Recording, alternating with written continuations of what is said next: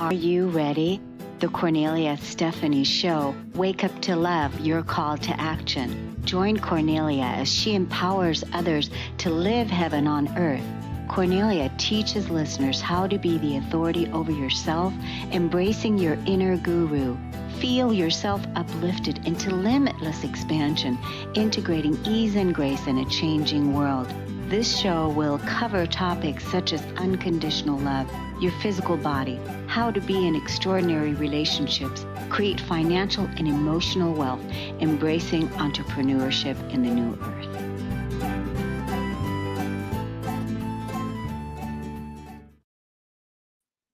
Hello, everyone. Welcome to the Kornelia Stephanie Show.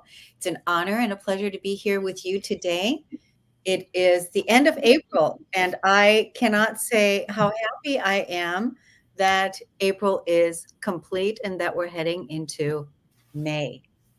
And so welcome, everyone. I want to tell you what today's show is going to be about. Our beautiful Vanessa Cardenas is back.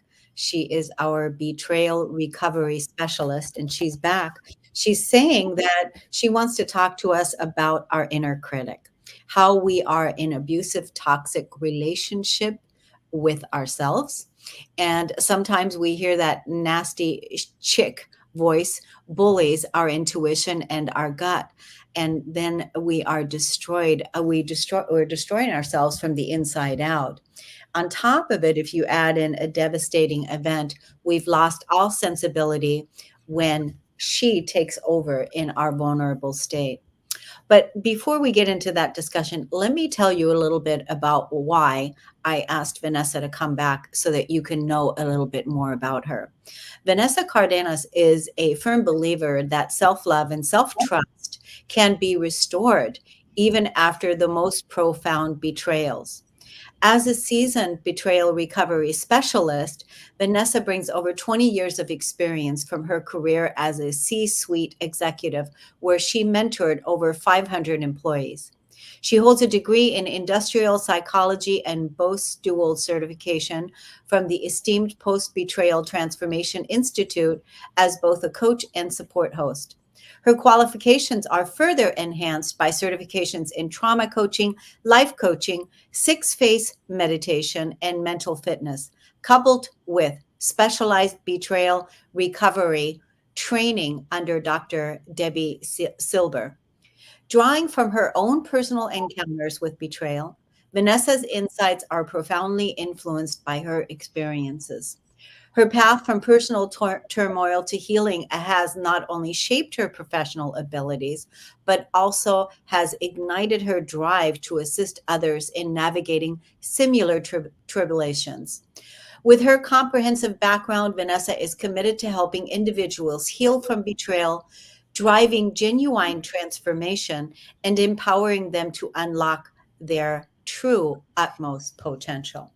Well, my goodness, you are so qualified, so decorated to support us here in becoming our true selves. So thank you for coming back to the show. Oh, it's such an honor. I'm so humbled by the invitation. Oh, we had such an amazing conversation the last time. I just can't wait to share all of this information, both with you and your audience. It's so good. You know, the topic that you chose, our inner critic. So being a betrayal recovery specialist, supporting people with lots of trauma and betrayal, very heavy energy, you know, you are now shining a light on why it's important that we get in touch with that inner critic so that we can also not betray ourselves. That's exactly it. That's exactly it. We have a toxic relationship with ourselves. The way we speak to ourselves, we would never allow anyone else to talk to us that way, unless, of course, we're in an abusive relationship with another person. But we're actually in an abusive relationship with ourselves when we allow our nasty chick voice to reign supreme, to bully both our intuition, because we have it, as well as our gut. And she takes over. And she does for women And she does for men as well.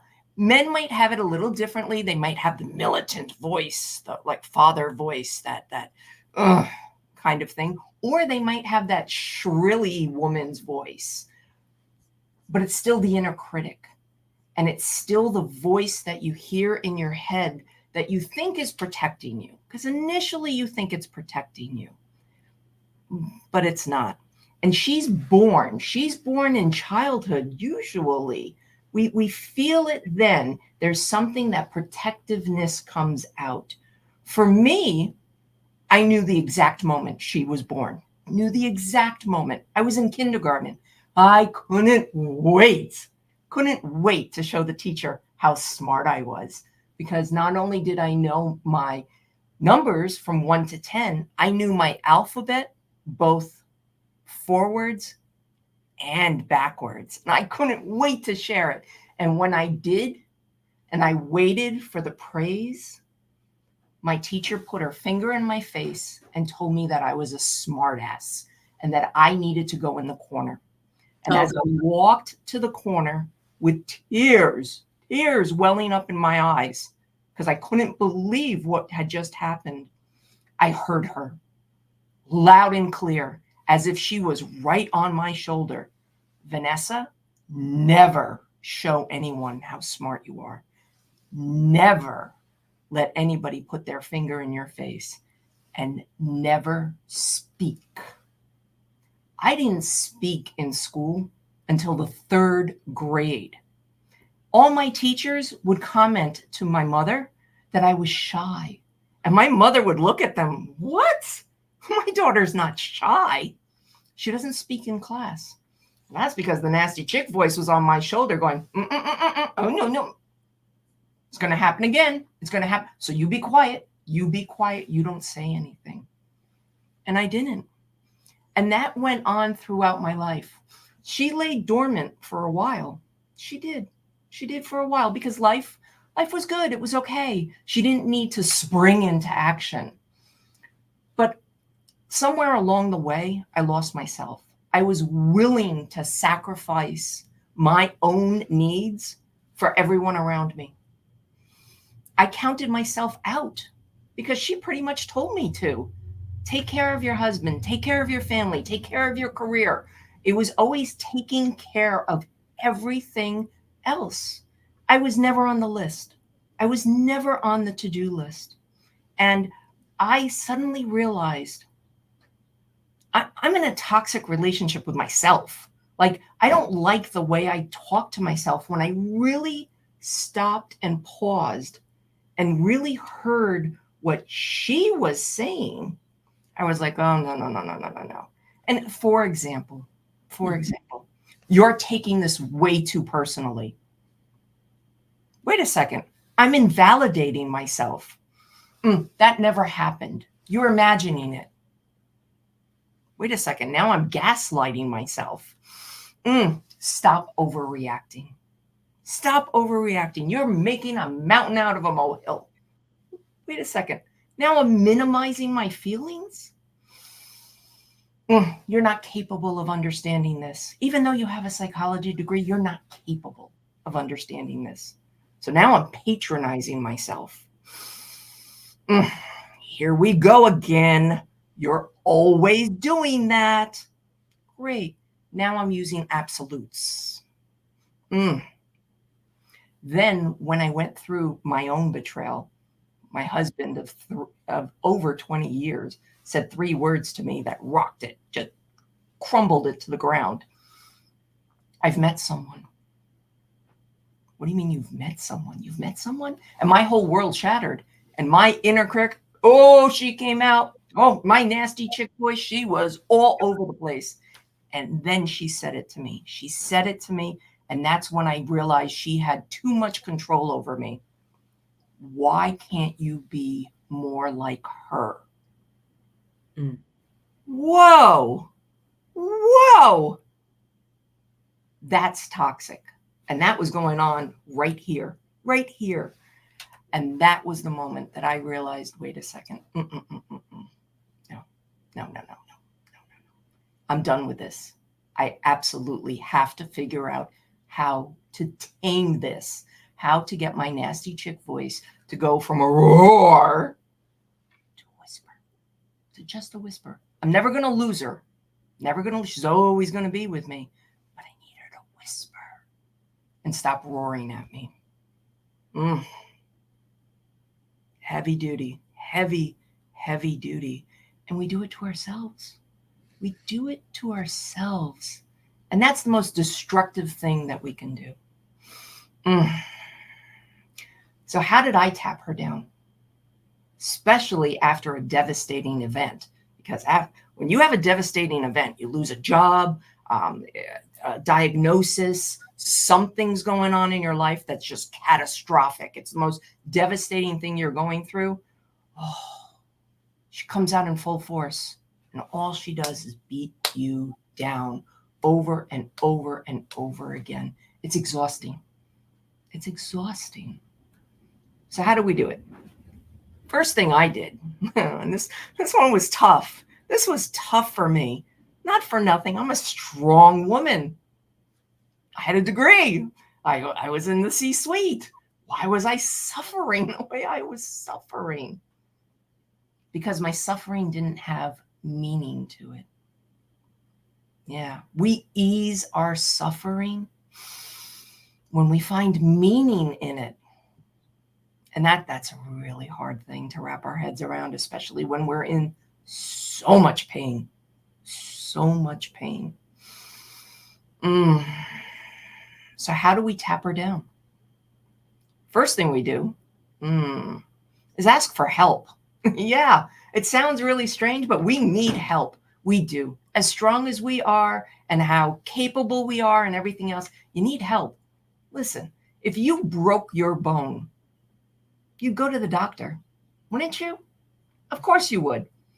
So if your heart is breaking, go to the person, an expert that can help you with that. And I finally relented. I did. I finally relented and said, I need help.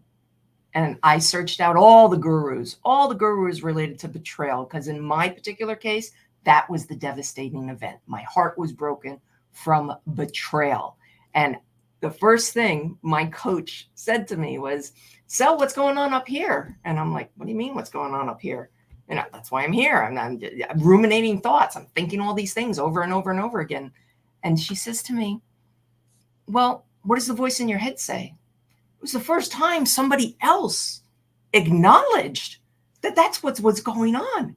And I said, well, you know, every time he says anything, she immediately says, he's full of crap.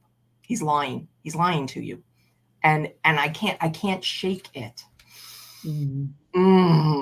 Yeah, that's really, really challenging. So two techniques right out of the gate. First thing, name her. Mine, Nancy. Nancy's my nasty chick voice. So now when I hear her say something, when I hear her spring into action, Nancy, I've got this. Nancy, I've got this. Oh, it helps. It so helps. And the second thing is to let Nancy, in my case, Nancy know I need a vacation. I need a vacation. You'll always be there. I know you'll be there. But for the day, for the hour, for the week, for the month, I need a reprieve. I need a vacation. Because once you draw attention to it, once you see it, it minimizes. It goes from this huge, ugly gargoyle to this little itty bitty gremlin. That's all it is. That's all it is, because it's right here. It's stored right here. And if you can think of it as 6 inches, rather than this big, huge shadow that you live with, oh, it makes life so much easier. And as I said, we end our suffering. We do. We ease it when we put meaning to something. Put meaning to it. I understand you're there. I get it. But I would really like my intuition and my gut to have equal play.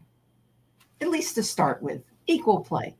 And then you start building those up, where you start trusting yourself to make good decisions,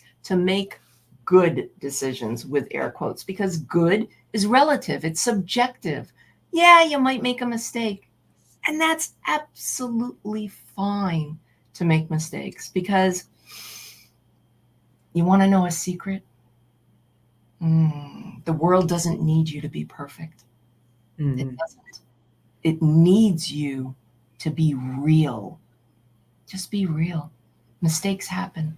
We learn from them. We grow from them. And we move on. And we keep going. And we just have to tap down that inner critic, because she will be brutal to you if you do not. Yes. I'm sure you've had one. Oh, yeah. I think it's beautiful the way that you described how she was loud in your life, right? How she was loud in your life, and then how it was so obvious that this is actually what you used to listen to. And you said how the way that we talk to ourselves, we would not allow someone else to talk to us that way. I think that right there is the big key, is the way that we talk to ourselves. We would not allow someone else to talk to us that way. And that's the big piece, because uh, you know, do you want to speak with yourself in a loving way, in a positive way, in a encouraging way, right? When you're just living your day-to-day life, when you're just living day to day, and you're just in your day-to-day life, and don't you want to have a beautiful conversation with yourself in that way, right? So to retrain yourself, I think, is a big piece. But I like how you set it up, how she was born in your life early on, and how that happened for you.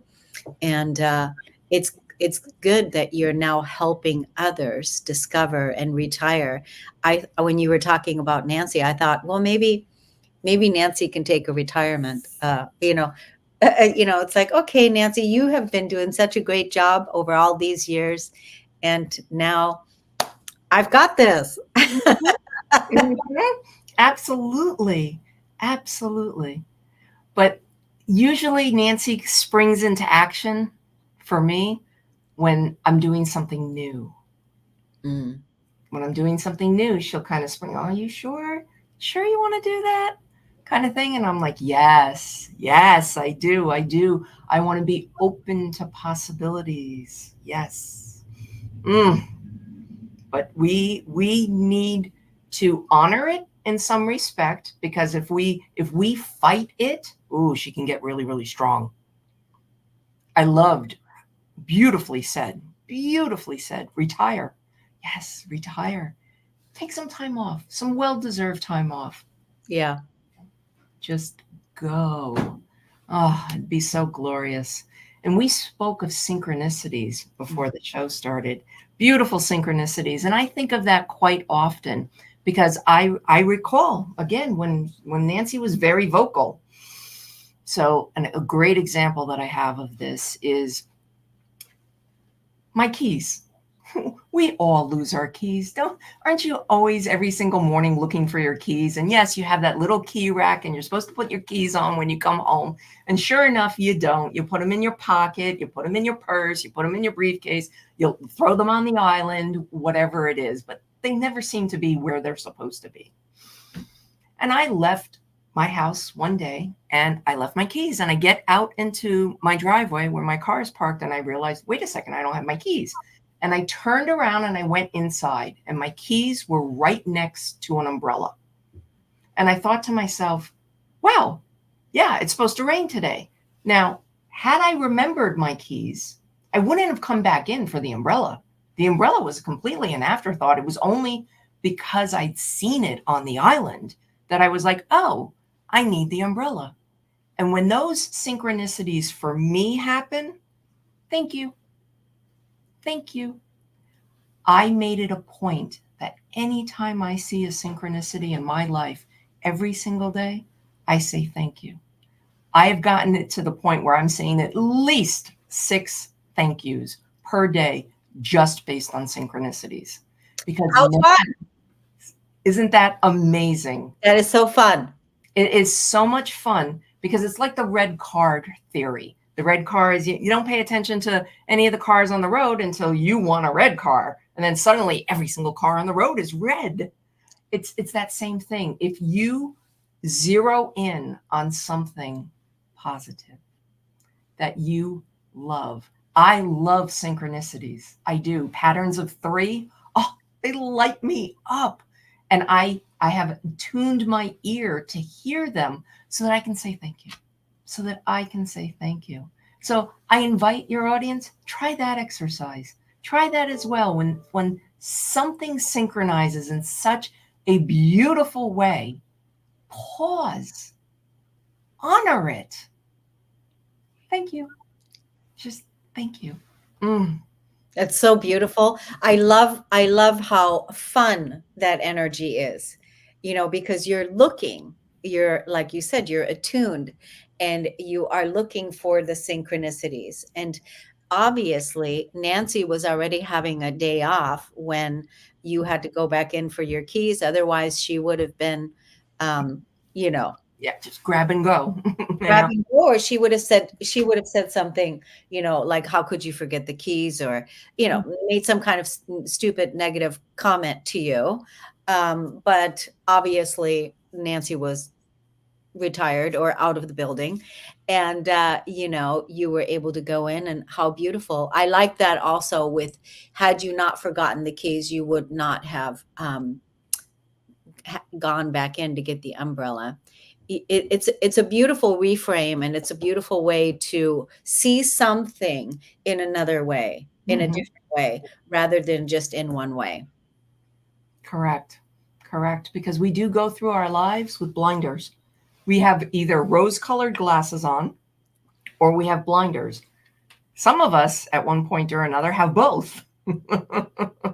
We pretty much block out everything as much as we possibly can because maybe we are hurting.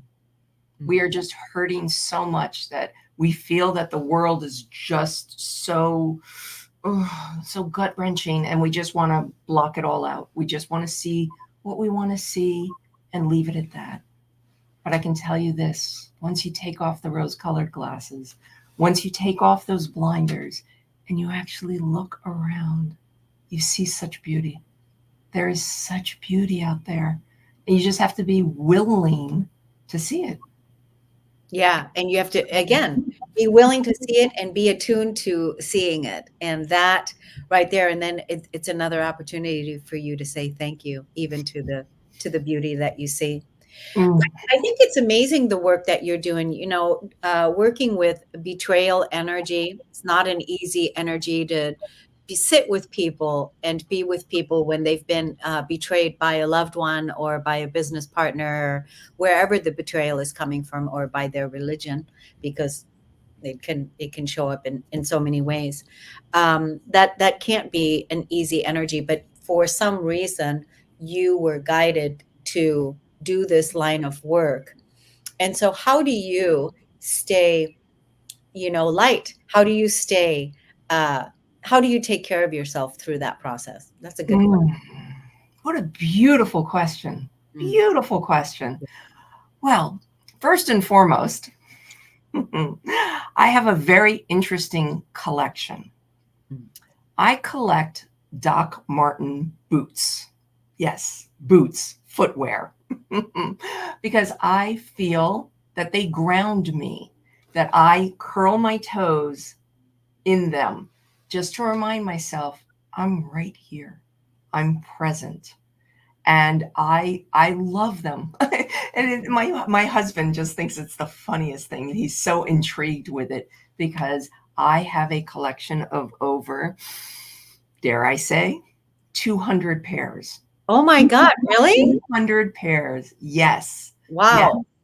Because they inspire me.